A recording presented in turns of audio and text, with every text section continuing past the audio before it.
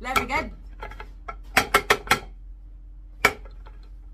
لو ربنا زع اكبر بخاطري يا جبار، اكبر بخاطري يا جبار. بسم الله، يلا نعمل احلى تورته وبالجيلي. هنجيب كده كسرولة، حله صغيره، اي حاجه، وهنحتاج 2 باكت من الجيلي الطعم اللي تحبيه. انا بصراحه بحب جيلي الفراوله قوي، استخدمي النكهه اللي تحبيها. 2 باكت الجيلي هيحتاجوا الكوبايه ونص من الميه المغليه. هقلبهم مع بعض كويس جدا لحد ما اتاكد ان كل كريستالات الجيلي دابت تماما، وهنضيف عليهم كوبايه ونص من الميه الساقعه، ميه ساقعه قوي. هنقلبهم مع بعض كويس جدا جدا، ويا سلام بقى على مكعبين تلج كده علشان يخلوا الجيلي يجمد بسرعه. قلبي بقى كل الكلام ده مع بعض كويس جدا. هنا بقى هنحتاج لايه؟ لاهم حاجه، العرض الجميل ده. جايبه لكم النهارده عرض يجنن، 3 قوالب مالهمش حل. بسم الله ما شاء الله، حاجه يعني فاخر من الاخر. طقم القوالب ده مش هيخليكي تحتاجي لاي طقم تاني. ايه رايكم في الجمال؟ شياكه الشياكه، عباره عن 2 من القوالب و4 مع بعض. دي تحفه. هناخدها بقى نغسلها كويس وننشفها وارجع لكم. اشتغل في ده ولا ده، ده ولا ده، القمر ده ولا العسل ده؟ هاخد ده. غسلناه ونشفناه كويس جدا. ناخد بقى دهنه بسيطه جدا من الزيت. عايزه اقول لك ان القوالب اللي تجنن دي سمكها 5 مللي، مقاسها 24، وزي ما قلت لك عرض ال3 مع بعض. مش كده وبس، دي كمان عليها ضمان 3 سنين. بصوا دهنتها كويس قوي بمسحه الزيت دي زي ما انتم شايفين. اول طبقه عباره عن 2 باكت من الجيلي، دوبناهم في كوبايه ونص من الميه المغليه، وبعدين نزلنا عليهم بكوبايه ونص من الميه الساقعه قوي، وبقوا معايا بالشكل ده. عايزه اقول لك ان لسه معانا كمان. يا تدخليها التلاجة نص ساعة يا على الفريزر 10 دقايق. أنا أدخلها الفريزر 10 دقايق، أنا ما عنديش وقت. في نفس اللي عملنا بيها الطبقة الأولى، يلا بينا على الطبقة الثانية. 2 باكت تاني من جيلي الفراولة. زي ما قلت لك تقدري تستخدمي أي نوع جيلي أنت بتحبيه، مانجا، أناناس، بطيخ، اللي يعجبك. وادي نفس الكوباية أهو يا جماعة. حتى الوصفة الحلوة دي حتى مش بتحتاج مواعين. هنضيف كوباية ونص من المية المغلية، نقلبهم كويس قوي مع بعض.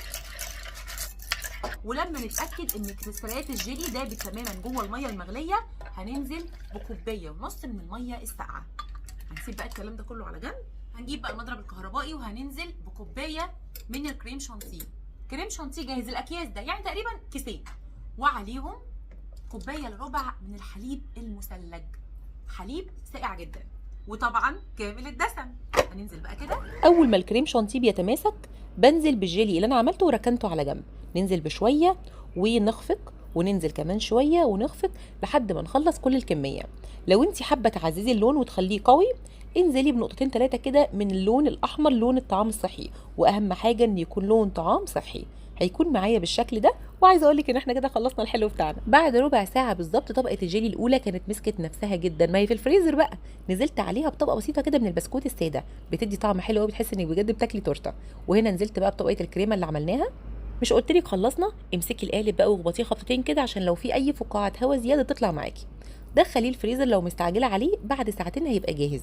لو عايزه تدخليه التلاجة ما عندكيش مكان في الفريزر، تاني يوم هيبقى زي الفل، او بعد 4 أو 5 ساعات. وكل كوم، والاربع قوالب دول كوم تاني خالص. يعني عايزه اقول لكم كل قالب شكله مختلف عن الشكل التاني. انا قلت لازم اجربهم معاكم، وجربتهم بقى في ايه؟ اكتر حاجه انا بموت فيها، بموت انا في ايه بقى؟ في الكريم كراميل. الكريم كراميل ده بالنسبه لي عشق، يعني اللي عايز يضحك عليا يجيب لي كريم كراميل. نزلت بالكراميل كده، القوالب في ايدي اللهم بارك، حاجه ماسكه نفسها. بقول لكم يا جماعه سمكها 5 مللي كل كوم بقى، وانها معاها ضمان 3 سنين. ده كوم تاني خالص. وحلو قوي لو استخدمتيها انك تقدمي فيها الاكل. يعني اليوم ده كنت عامله الغدا رز بالشعريه وكباب حله. بصوا نزلت كده بالرز بالشعريه وضغطت عليه. بصوا بقى وانا بقلب، بصوا الشياكه يا جماعه، بسم الله ما شاء الله اللهم بارك. وفي النص كده نزلت بكباب الحله. كنت عامله بقى شويه كباب حله ما اقولكوش، يعني يستاهلوا بقكم الجميل ده. بصوا بقى يا جماعه القالب حلو قوي ما بيلزق. وبعد ساعه واحده في الفريزر طلعت بقى تورته الجيلي بتاعتي ونزلتها كده 30 ثانيه في ميه سخنه عشان تنزل معايا بسهوله. بس اهم حاجه اي طرف سكينه كده وسليكي كده بالراحه عشان تتقلب معاكي. واقلبي بقى وشوفي الجمال. بسم الله الرحمن الرحيم. جبر بخاطري، جبر بخاطري. ايه رايكم بقى؟ وادي كمان الكريم كراميل. احلى حاجه بجد ان كل واحده شكلها مختلف عن التانية.